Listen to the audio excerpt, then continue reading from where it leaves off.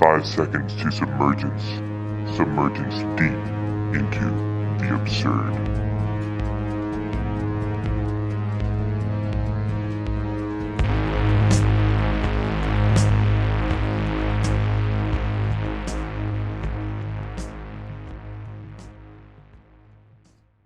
All right, this is Into the Absurd with Martin Goodson. He's the host of the Zen Gateway YouTube channel, and he also has a website where he has a lot of different stories, excerpts, you name it, a bunch of advice, stuff like that. It's awesome. And I would consider him a Zen master. I'm not sure how to define that. How would you define that, Martin? Okay, I'm not a Zen master. A Zen master is sort of let's say I know how to swim in the pool. Yeah. The Zen masters have Olympic gold medals with that. So, but what I do, what I describe myself more is as a teacher. So I'm a Zen Buddhist teacher and have been teaching Buddhism for over 20 years now. And I'm a lay teacher now, but I was ordained for a period. But yeah, I'm giving talks, teaching meditation, obviously, which we call Zazen.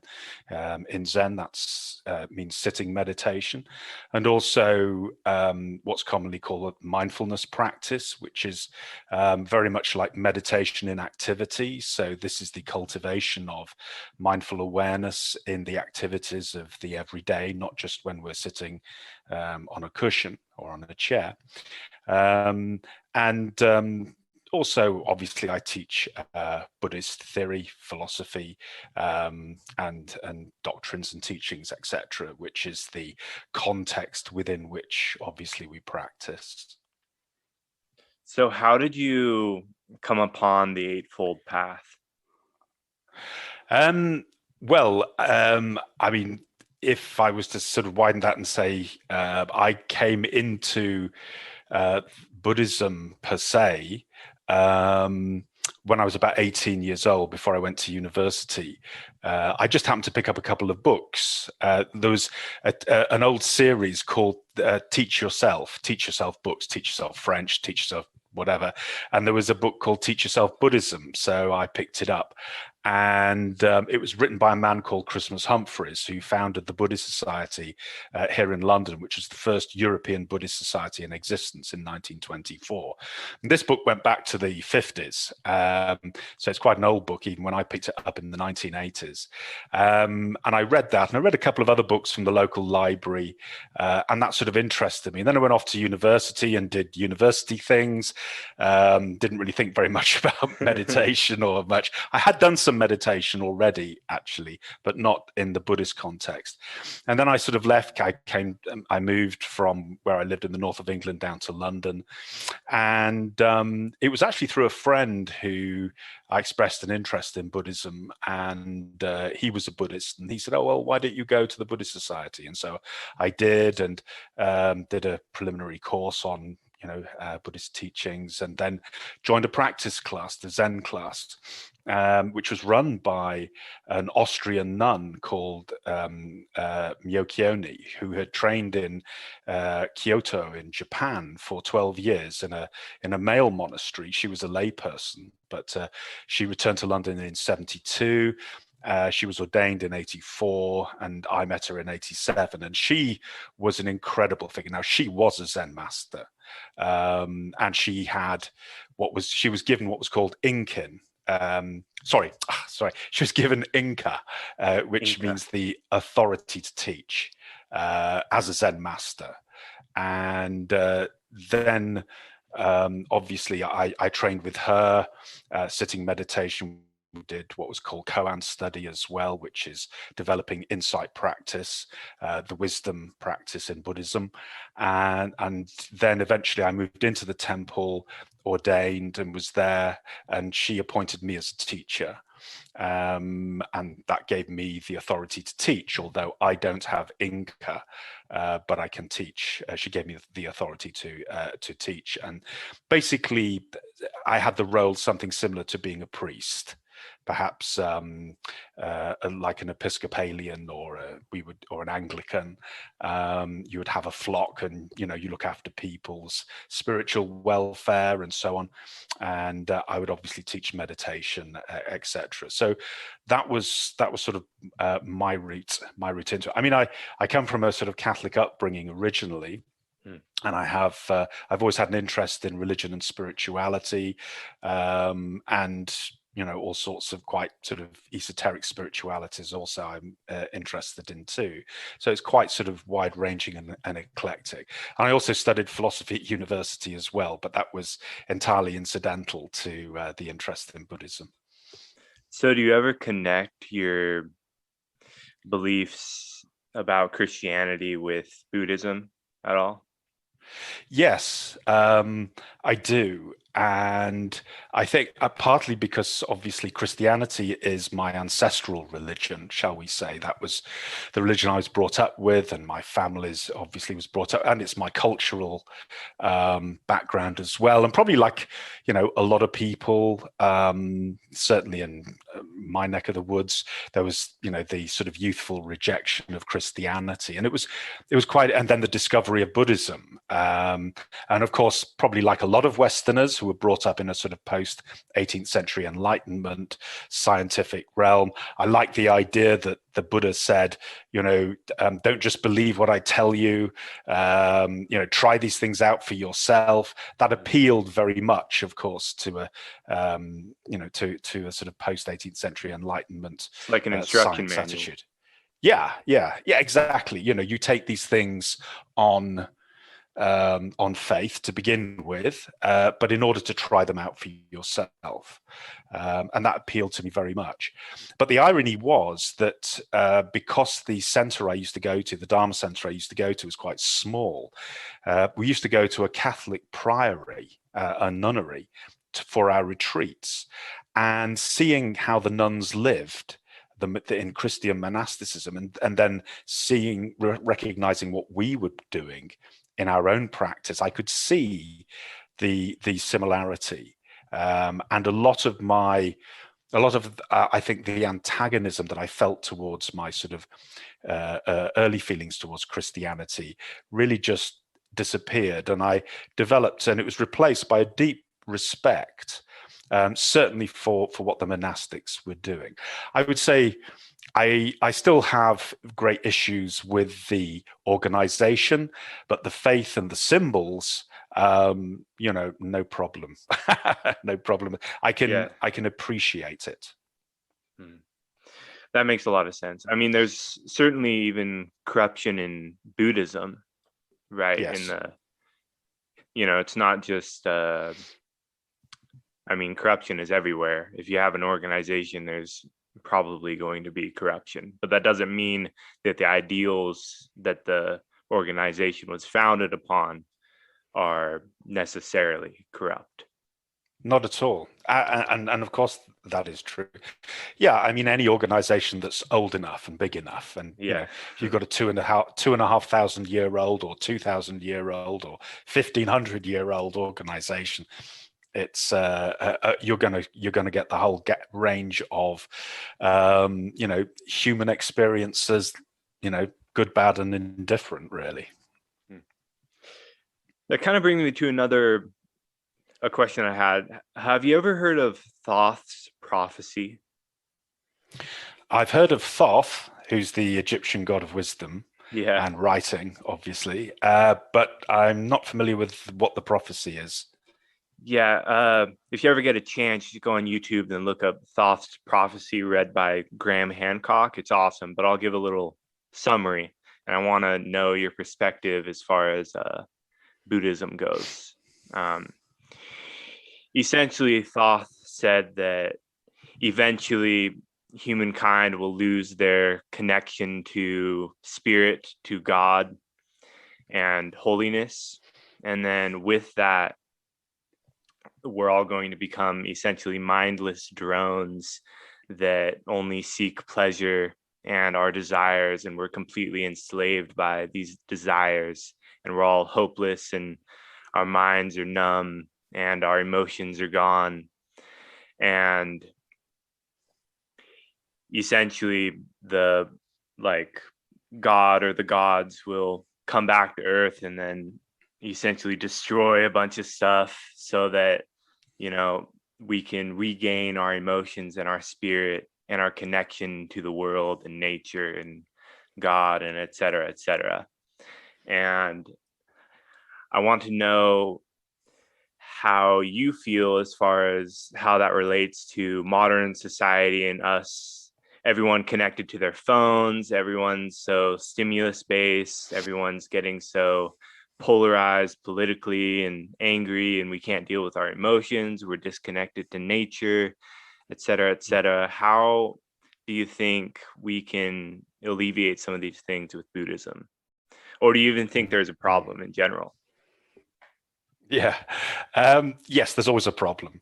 But the point is, there was a problem 2,000 years ago, and there was a problem 2,500 years ago.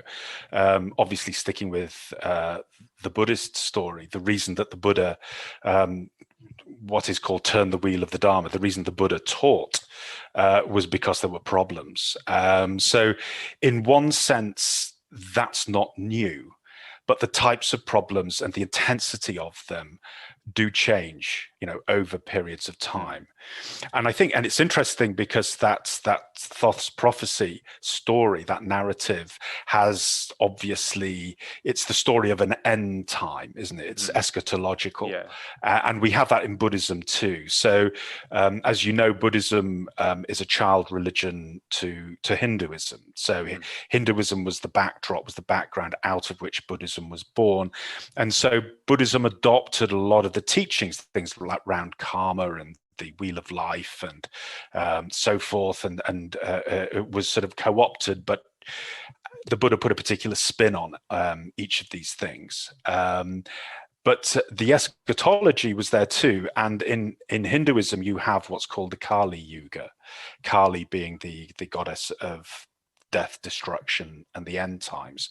And this was co-opted into Buddhism as well. The idea that the Buddha himself made a prophecy that there would be 2,000 years from his own time when Buddhism would be in the ascendancy. There would be 2,000 years of stability, and then a final 2,000 years of decay and death, which reflected a core Buddhist teaching of impermanence, that everything is subject to change, including the Buddha and the Buddha's teachings as well.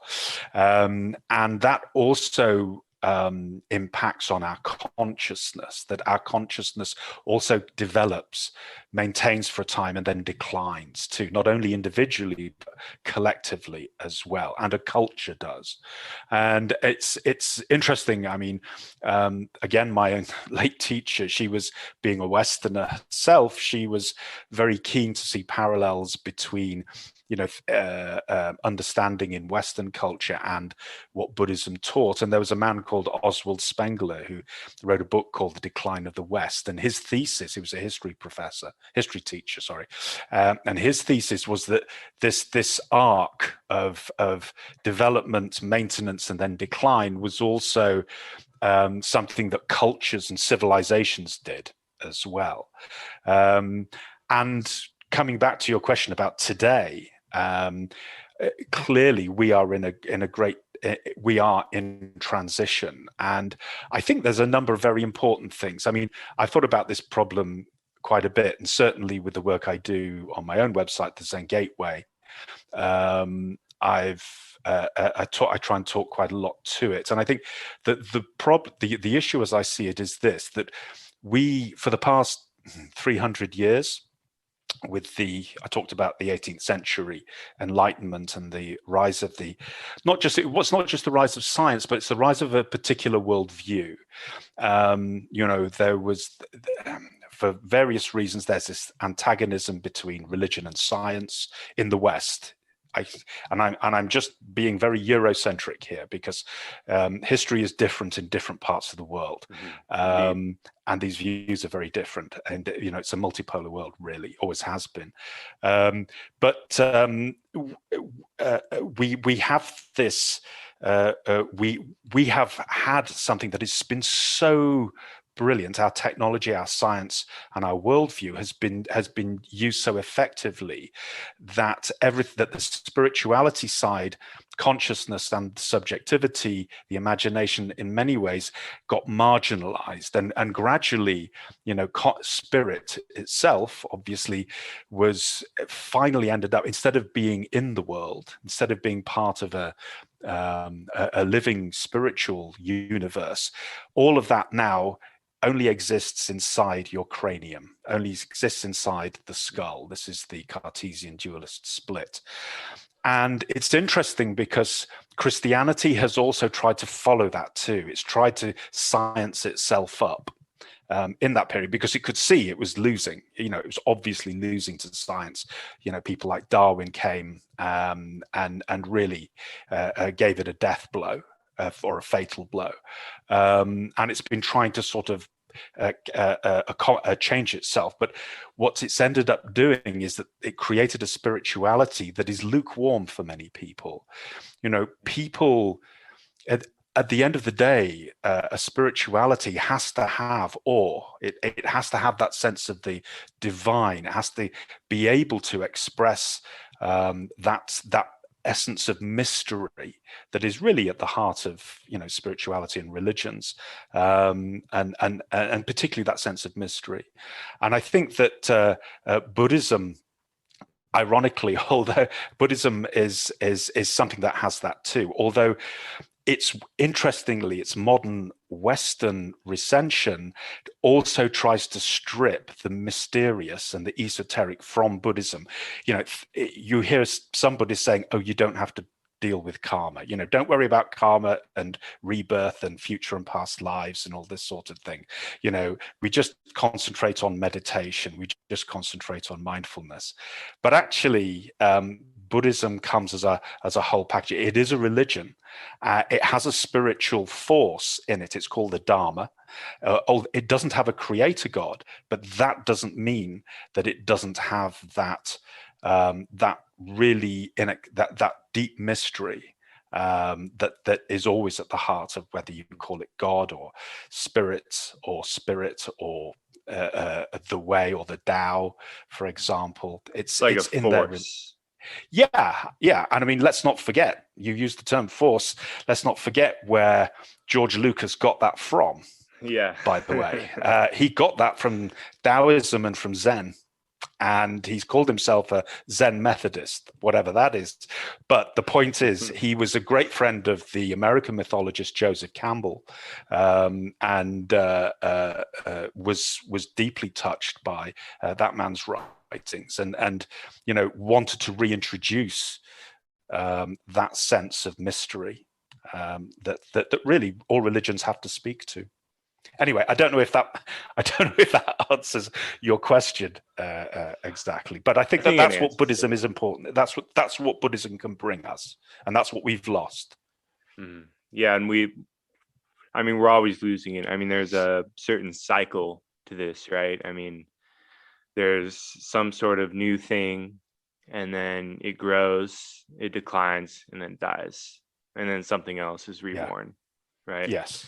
Or a new, or maybe it's that same thing is reborn, right? It's reborn in an individual or a group or whatever, and when that period of decay happens for a society or a person or whatever, we can keep in mind that, hey, nothing is permanent in this world and everything's going to decay. It's your mission to just find peace in that, or find your own creation, right? I think also we have to find the meaning of it too, in a sense, because death is I mean, often, we fear death, obviously, and we tend to look at the end times as being something that's undesirable, shall we say. But actually, our bodies are made from the elements of those who have preceded us. Who knows how many times the molecules in my body have lived, and whose bodies they belong to, whether animal, vegetable, or mineral, and how many times, I look at the plaster in the walls in the room that I'm sitting. these minerals were probably animal, plant life, humans at some time, and who knows how many walls the minerals in my body have been plastered into in the past. But the point is that without death, there is no new life. I mean, imagine if nothing ever died. In the end, there could be no birth, because there'd be nothing for the new to be born from. The elements would have all been used up. So it's the same as well, and I think that's true in the world of the imagination and ideas as well. Ideas also ossify, and then even really, really useful ideas that we've had, but there comes to a point where they just run out of power, or they run out of steam, or they no longer speak to the current situation, and they have to break down and decay, and then out of that mess come that new formations can come about. And I think death and life and impermanence and change, what's known as anicca in Buddhism, is a wonderful mystery. It's a wonderful mystery, and there's as I say, we don't like death, and we don't like to think of our own death, and particularly we don't like to lose things that we're familiar with, or that we depend on, or that we feel that we cannot live without. But unless we do lose those things, then nothing new can ever be discovered. Nothing new can be created either. Yeah. So I mean, if there wasn't change, that's the meaning as well. Yeah. If there wasn't any change, everything would just be still, and you wouldn't have any experiences whatsoever. So, yeah. And in fact, we wouldn't be able to be born, because all the elements would have been used up long before we came on the scene. Exactly. Everything's just an arrangement of molecules, really, that's moved and rearranged because of energy or whatever. I'm not a physicist, but so it's all, everything is really permanent, but the way that it's expressed in the world is not permanent. It changes constantly. Yeah, there's this notion in Mahayana Buddhism, which is the sort of development of early Buddhism, produced what was called the Mahayana, or the Great Vehicle. And there was a school of Buddhism known as the Chittamatra, also known as the Vijnana Matra, which is the mind only or consciousness only school, which basically said that the basis of all reality is consciousness or mind. But this is when I say mind, this is not the Western conception. This is mind as something that extends throughout the whole universe. It's something more panpsychic than our normal notions, our usual notions of mind. And what you have, and there's a number of sutras that talk about this idea that things actually don't come and go, that coming and go, or coming into being or going out of being, or getting up from this room and going elsewhere, or moving from one place to another. That's how things appear to happen, but it's not their true nature. Their true nature is that everything is undergoing transformation, but everything takes place in one place, in mind. And mind is immovable. It's because it has no location. It's rather like if you sit in a cinema and you watch a movie, okay, you can travel from one end of the world to another. You can travel from one period of time to another, and you come out after 2 hours. You yourself didn't move anywhere. All that took place on a screen, but it gave the appearance of being, Vienna, Berlin, New York, Mexico, whatever. You had the appearance of traveling from one place to another, but actually all appeared in just that one place. So Buddhism makes a lot of this notion that change and stillness, that that moving and stillness actually are two sides of one coin, and that this is how things appear to be, but their true nature is something much deeper. Yeah, things only transform. I like that. Yeah. And I know one aspect of, well, like the main aspect of Buddhism is that life is suffering, and suffering is caused by our desires, having desires. And I was thinking, I mean, what's the grandest desire, right? We all want to live, and we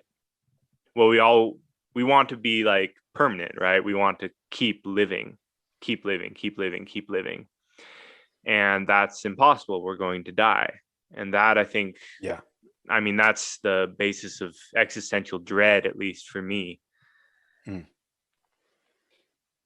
how can we get rid of that through Buddhism? How can we find fearlessness towards death? Okay. There's always when Buddhist terms in, say, Sanskrit or Pali, which are the two sacred languages that were used to write down the early teachings of the Buddha, when those terms are being translated into another language like English, what we end up with is approximations of the original terms. The reason that Sanskrit and Pali were used is that they're technical languages. You can discuss it's a bit like German. Sanskrit and Pali are really good languages for discussing philosophy because of the way the language actually works. And English is a great language, obviously, but it's not as good as at doing that particular job. So you're absolutely right. Buddhism talks a lot about suffering, and as from the Four Noble Truths, the second noble truth, the cause of suffering, often translated as saying, the cause of suffering is desire. And so, a little bit desire can end up getting demonized when we look at it like that. But actually, the term that's used for desire is called trishna, which means thirst. And thirst is something a little bit different, because desire obviously arises because we experience a lack of something. So if you're hungry, the desire to eat arises. If you're thirsty, the desire to drink, arises. But there are some desires that arise because that arise because of delusion, because they don't actually fit the situation. So, for example, a person who is a bit paranoid, feels a lack of security. Now, that lack of security may be caused by a delusion. The person may not actually be under threat, but because they think they are and they feel they are, that produces the desire for added security and to protect themselves. But that is a thirst. That is a thirst. So the point is that there's desire for things that suit the situation, but there's also an egoic desire or there's a desire that can be co-opted by one's sense of ego or self that is based on a delusion, and that produces, maybe I should say, inappropriate or delusive desires. And it's those desires that the Buddha was particularly highlighting. So fear of death, for example, fear of death arises because I think that I'm going to die. Now, the Buddha taught, as I'm sure you may well be aware, anybody who's read any books on Buddhism will know that the Buddha taught that the notion of a self, of a permanent, existing, separate self, is a delusion. That actually the true nature is that we are always in relationship to everything around us. And as the world around us changes, then our sense of self also changes as well.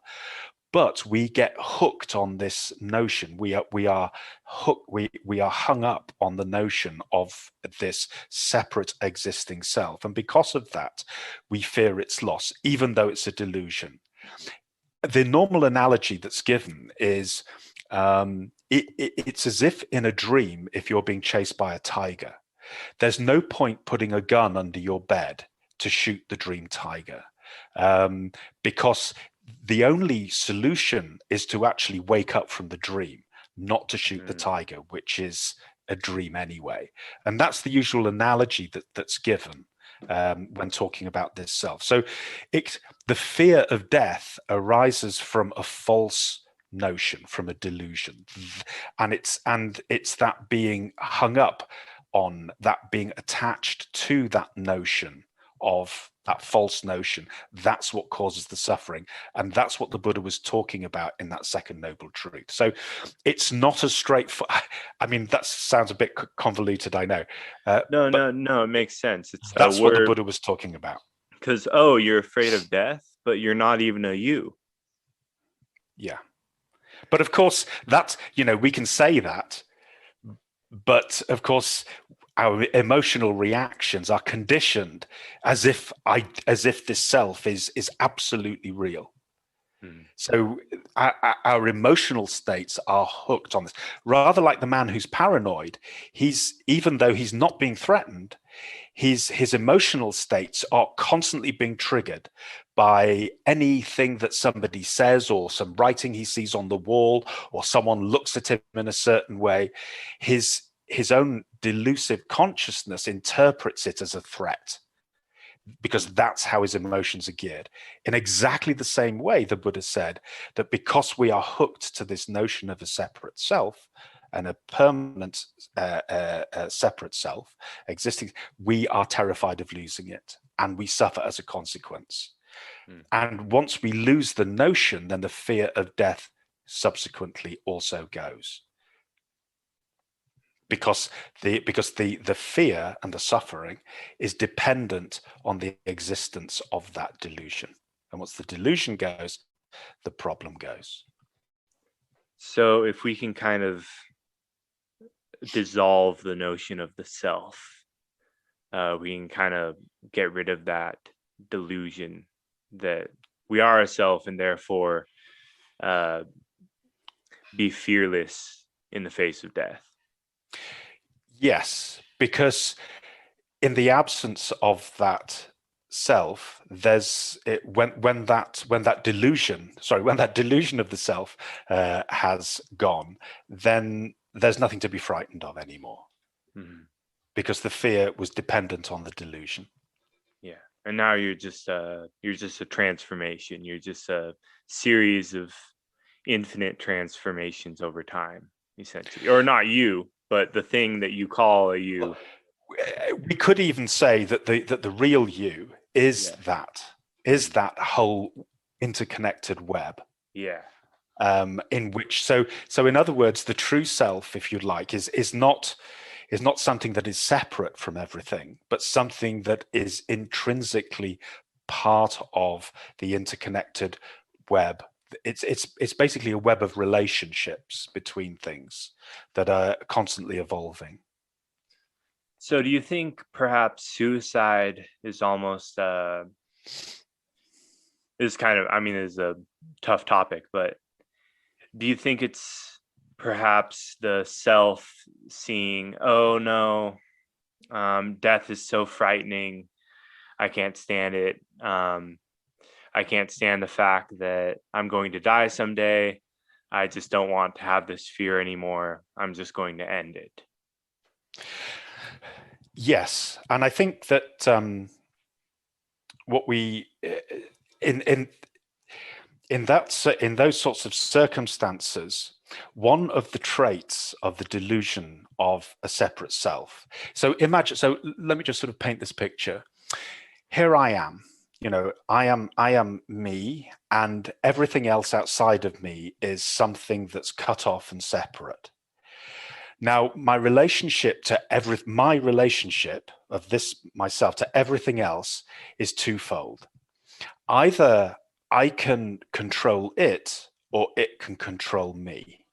So the desire for control and to control is something that is deeply embedded as a result of that attachment to a separate self.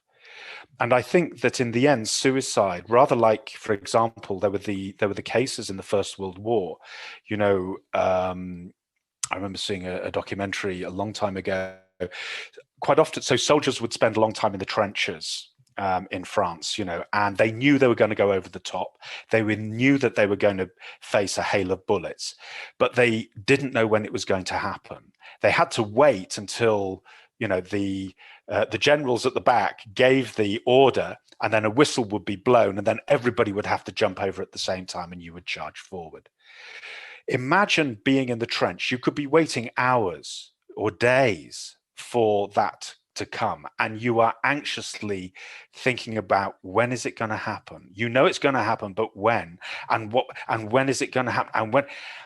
And that feeling of powerlessness, that you can no longer control what's happening to you, used to force men to jump over and just run into a hail of bullets. So they couldn't bear it anymore. In other words, they committed suicide.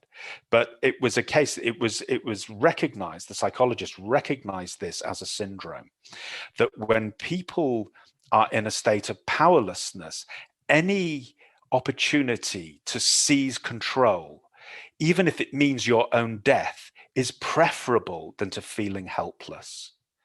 And that helplessness arises because I feel myself so separate from everything else that it's going to overwhelm me.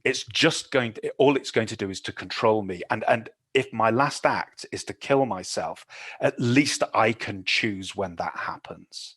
And I think that's what's happening. Yeah. And I think a lot of people these days, there's a lot of suicide these days. And I think a lot of people are feeling powerless with a lot of the things going on right now with the economy, just all sorts of things. And I think Buddhism can really help that. At least dissolving from, hey, you don't have control over anything. No one does. But I guess maybe I'm explaining this bad. I think it's interesting. This is, I mentioned karma a little bit earlier, and karma is really important in Buddhism. In fact, I would go so far as to say Buddhism is inexplicable without karma. Karma makes sense of why we do what we do in Buddhism. And karma is seen as a force of nature. So, here we are in the world. I don't know whether it's going to sunshine tomorrow or rain, and I certainly don't choose it. There are some things close to me that I can choose whether to go and, what I'm going to have for dinner tonight, for example. But then if the oven breaks down, suddenly those choices get reduced. So maybe I go out, and then the restaurants aren't all open here. So I don't get to, I wanted Indian and instead I've got to have Chinese or, fish and chips or whatever. So within the circumstances, there are limited choices that I can make with that. But I think when it comes to one's own heart or one's own mind, it's the same way. So I go and watch the news and someone comes on and says something whose political view I disagree with. I get really upset at that. Now, in a way, I can't stop myself feeling upset about that because I've conditioned myself over a long period of time, having chosen the views that I have to react in a certain way. That's been conditioned. I've conditioned that into myself through the choices that I've made over, a long period of time going back. And Buddhism recognizes this. Now, I may not be able to prevent my emotional reactions. I cannot control my emotional reactions in that sense. I can control acting them out, yes, of course, but I can't control what I feel in certain situations. Let's put it like that. However, that reaction can be changed through a process of development. So although if I'm aware of the process by which those conditionings are created, then it's possible to decondition or to change the conditioning. And thus, this is how we change the heart from, being greedy, frightened, hateful, to compassion, wisdom, for example. That process of change, that process of, it's the same power, it's the same emotional energy, but it transforms through this process of development. So rather in the same way, let's put it this way, the good analogy is the gardening analogy. So I have a garden. If I don't do anything, then whatever blows into my garden takes root and grows. Now, it may be a very nice garden with lots of wild flowers in, but it may just be taken over by nettles or, certain adventitious plants that just take over everything. Now, I can go into the garden and I can pull out the weeds and I can plant shrubs and I can put flowers in and trees and so forth. It doesn't matter how good a gardener I am. I can't make the garden grow. Nature makes the garden grow. But the good gardener works in combination with nature. The good gardener, she recognizes that nature is her companion, and that this is a process in which the gardener works with nature and nature works with the gardener. And over a period of time, a number of seasons, number of years, the garden begins to take shape, and it becomes a place of beauty and a place that you can go and enjoy, and other people can come and enjoy as well. So the process, it's not a process of controlling. I can't make the tree grow. I can't say I planted this tree, it's going to bear fruit this year, because it has its own nature. But I can help it and nudge it and cultivate it and work with it to create, a beautiful place. And this is how in Buddhism, it's not really control. It's more a relationship and being in right relationship with the way things really are. Now, that is true for the garden, it's true for one's own heart, and it's true for the world as well. So we don't have control over anything, but we can build a relationship with these things over time, a good relationship with these things. And then that in and of itself will give us what we want, or what will be beneficial to our garden. Yes. To make it flourish. Exactly. So we are in a process, whether we realize it or not. We're in a process, between birth and death. We are in the process of living, and we are planting seeds now, and we are reaping a harvest now. And we're doing that inwardly in our inner life, and we're doing it in our outer life, and we're doing it societally as well. And if I can just say one thing, because I think this is really important. I think one of the most important things that the Buddhist worldview can give us, and Buddhism is certainly not the only religion or spirituality or view that has this, but it certainly does have this in Buddhism, and that is that that the mind and the world, the physical world, are not two separate environments. When we talk about environmentalism, we tend to think of the world, how much carbon is in the atmosphere, how much plastic is in the sea. But in fact, one's inner world, one's imaginal world, the landscape, is the same environment. It's one environment.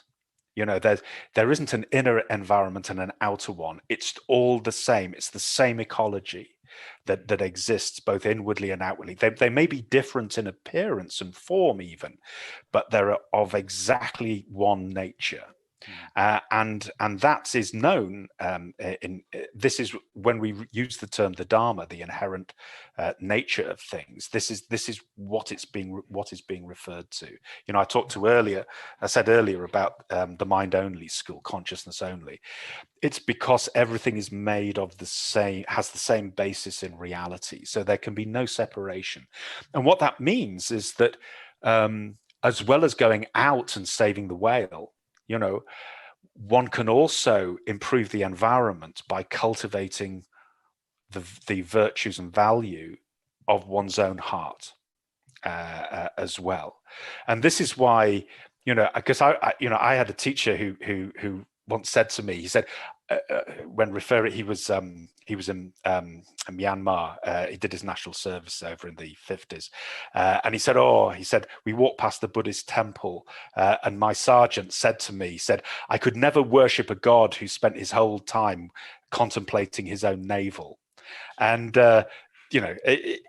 we sort of laugh at that now because obviously he didn't really understand what he was seeing.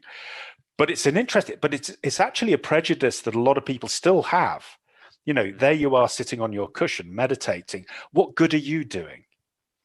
And without understanding that one environment, worldview, actually you couldn't really defend it because it looks utterly selfish. Yeah. But if you understand that by cultivating your own and inner environment, you're also directly in a Buddhist worldview, you are directly influencing the whole world, then it makes sense. Yeah. And I think that's something that's a worldview that's really important in Buddhism. And that's something that it can bring to us because we've lost that. Well, life breeds life, and Yes. if you have your beautiful garden, it'll help other life to grow, right? Yes.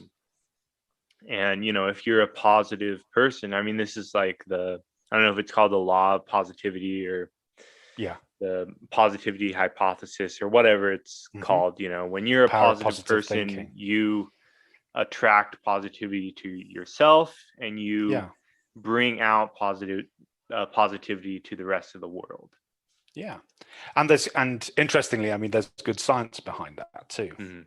Yeah. I was in a psychology of emotion class, and they were talking about how positive emotions can kind of bring you on this sort of snowball effect, right? Where you kind of start to roll with your positive emotions, then eventually like so many positive things start happening all around you, and it's amazing.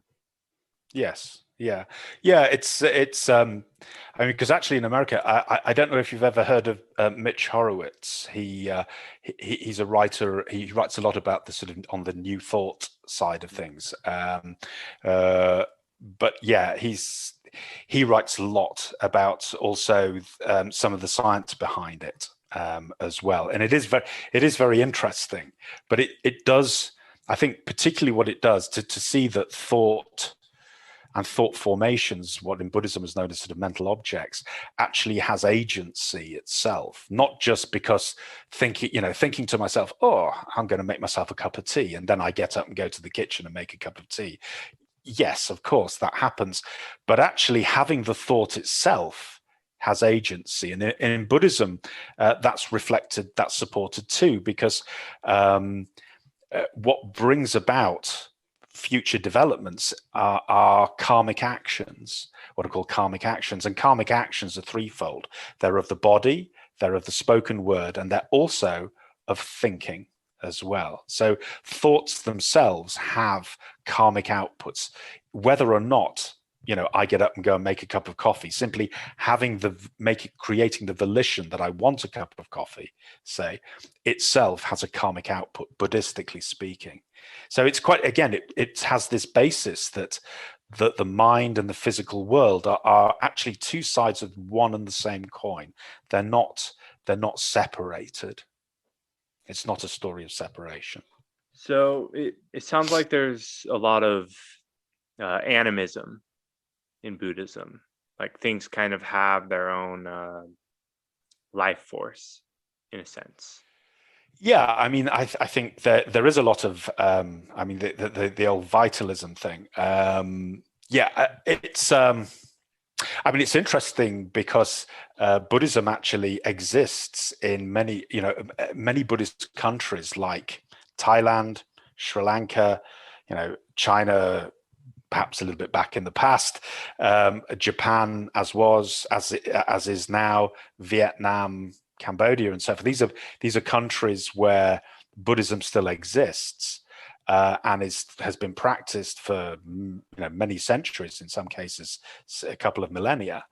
They all have simultaneously, they all have animistic practices embedded in them as well. And obviously Shinto in Japan is, the one I'm a little bit more familiar with. And I know from my own contacts in Japan that these two things coexist very much together. They're not the same, it has to be said, but they certainly coexist. And I think, again, in the West, we tend to put up barriers between different faiths, and then we have to have ecumenical meetings and interfaith societies in order to suddenly not fight with each other because we're living cheek by jowl. But actually in these other countries, they don't think in terms of religions. It's interesting. The Japanese before the mid-19th century had no word for religion at all. They only developed it because of their contact with Westerners, because Westerners had this term religion, and so the Japanese had to invent one, and that's why they have one now, but they never had one before, because that's not what it was. It was something that was the spirit, the world of spirit, or the world of this enlivened world, was the world that you lived and moved through every single day. It was self-evident, so you didn't have to create some special discipline about it. You had people with ideas. I mean, it goes back to this idea that the Buddha didn't teach Buddhism. Buddhism was something that was created subsequently. I've heard the same things said about Jesus as well. He didn't teach Christianity. He just taught what he taught. He was speaking to people like him, and the Buddha was speaking to people like him as well. So he didn't. This idea of categorizing things just wasn't a question at all. So yeah, I mean, coming back, yeah, it's a world that is vibrant and alive, and that has agency, and that speaks to us. I mean, my late teacher had a wonderful saying that she used to use. She says, I look at the flower and the flower looks back at me. I look at the flower and the flower looks at me. And this is a genuine experience that we have in deep meditation. It's called Samadhi, that sense of being at one with everything. When that separation that the delusion of self engenders on us, when that dissolves, then the result is this samadhi, or sense of oneness, and suddenly everything is reciprocal. What you do to something, it does back to you. You wash the cup up, it says thank you, and suddenly the world is alive. And I've noticed it feels good when I go on a walk, and then I have some problem going on, and I walk up to the creek and I ask it, hey, what should I do? What do you think? And then suddenly I feel like some sort of like, okay, I should do this. Like an idea comes to mind. Whether or not the creek told me the idea, it's irrelevant, right? Because I had an idea that came to mind. Yes. But it's interesting because in a way, whose possession is that idea? Because would you have had that idea if you were in the kitchen? I mean, you just said, you find that when you have a problem, you had to go to the creek, or you had to go to the wood or the creek or wherever it is to have that thought. Now, I'm not saying that the creek thinks like you. I don't think it does. But the point is that that thought doesn't exist just in you either. You had to be in that place in order to experience that. So there's this concatenation of circumstances inside and outside that all had to come together to allow that thought or that idea to come into existence. And I think that this notion of consciousness is therefore much more fluid. Yeah. It's not a case. I think sometimes when people look at things like panpsychism, they take it in a very literal way. There's a cushion over there. I wonder what it's saying about me. Yeah. It's not really saying anything about me, not in that way, because it doesn't have the hardware to do that. But yeah, when human beings are interacting with the cushions, some of the thoughts that may be occurring in my brain actually are, in a way, certainly at least influenced by those objects. And like a projection. And it's more of a coming together. It's more of a coming that, and that's what I mean, that the situation does have agency. I don't think it's you projecting onto the creek. I think that the creek itself is as much part of your neurology as your nerves, your brain, your body in that situation, because your body doesn't exist outside of its environment. It couldn't exist outside of environment, and therefore the things that happen in a place at a time and place must be part of the surrounding causes and conditions that allow that thing to come into existence. And I will say that the brain, I mean, it's responsible for allowing us to see anything or hear anything. And with that said, everything that we see or hear is all really just happening here. I mean, it's happening outside of us, but yes, but you but we only see it and we only feel it because it's a part of because we have a brain. Because we have a brain and it creates its experience, right? But without the environment, you couldn't have that experience either. Yes. So in this way, I mean, when you really look at it like that, it's very difficult to locate exactly where this is happening. In other words, you could, I suppose, in a way, it depends on your own the bias that you take into the circumstance. If you think everything's happening in your brain, then you can argue from that point of view, but you can also argue with it from the point of view of consciousness as well. So, do brains live in consciousness, or do consciousness live in brains?